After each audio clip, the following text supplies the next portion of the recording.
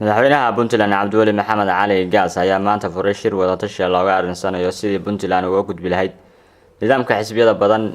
Shirkan ayaa waxaa ka soo qayb galay mas'uuliyiin ka tirsan dawladda, xubno ka socda qaybaha kala duwan ee bulshada.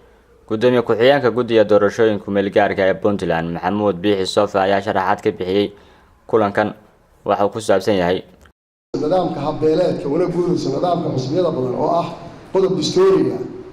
waxaa guddigu ay la noqotay inuu halkan ku casiimo ka qaybgalayaasha shirkan qaybahooda kala duwan ee bulshada si ay talo uga dhiibtaan sidii barnaamijkaasi ku hirgeli lahaa ee kusii socon lahaa.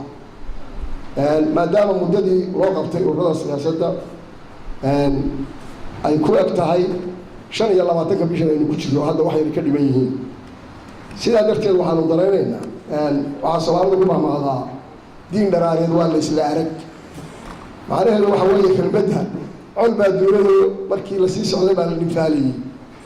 wuxuu yidhi ninkii diin arkay colkeena ka mid ah yaa ugu hor dhimanaya colka. ninkii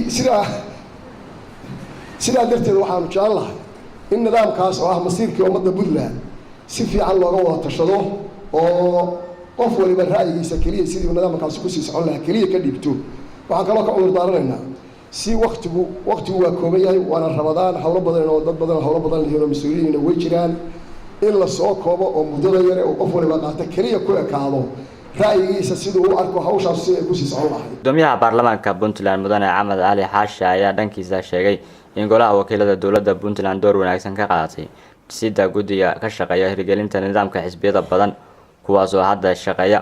waxaana uu cadeeyay in baarlamaanka Puntland uu gutay waajibaadkiisii ku aadanaa